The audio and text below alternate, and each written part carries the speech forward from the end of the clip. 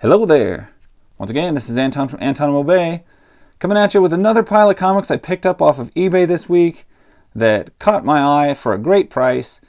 And all these were less than $1. I picked up Witchblade, and a pretty good run of it too.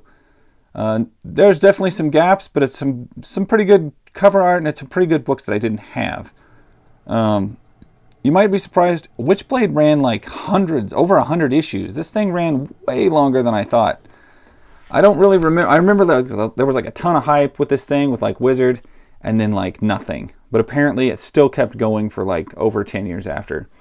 So anyway, I wound up getting Witchblade number 2 and Witchblade number 3, which I think both look great. These are the Image covers. I want to say later it moved to Top Cow.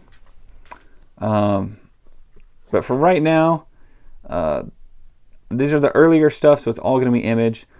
Issue number 5, this is kind of the classic look of her where she was barely covered by this is the Witchblade, this crap that grows all over her.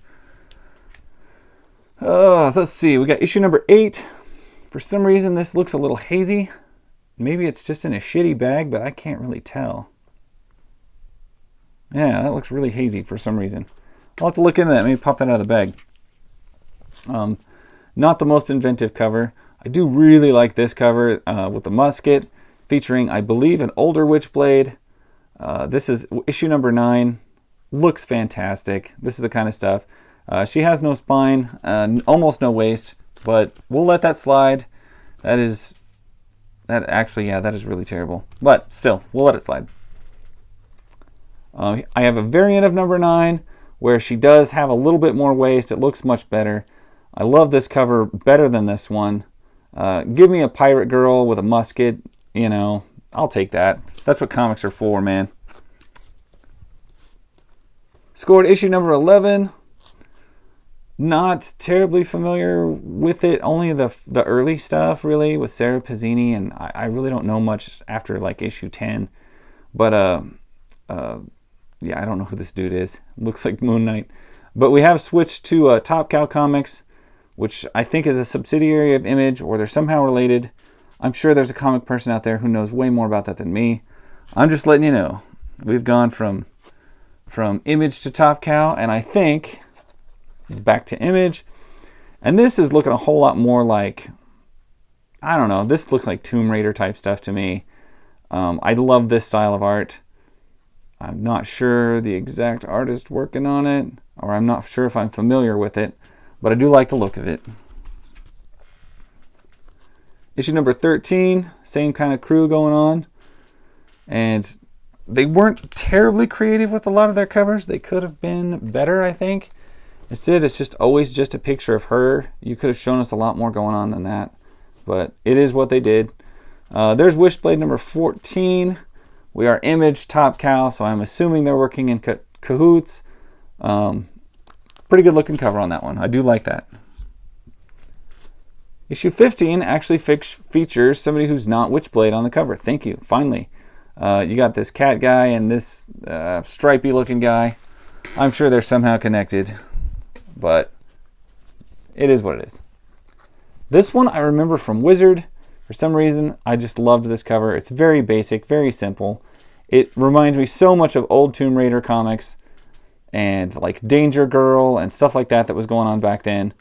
So I do love that cover. Issue number 17, we see her getting all crouchy out in the jungle.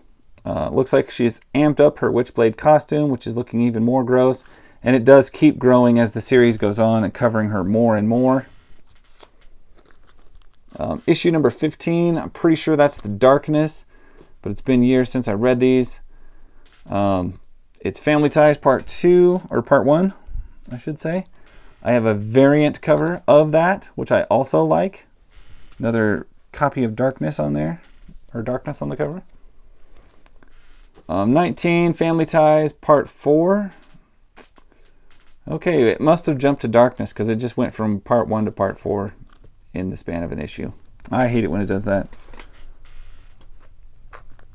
We got Witchblade number 20. Witchblade number 21. God, their covers really give nothing away as to what's going on in these books at the time. And it's been so long since I've paid any attention to them. I kind of just bought them because it's, I don't know, it's not McFarlane stuff, but it's in that rough, sinewy Spawn type era style of art.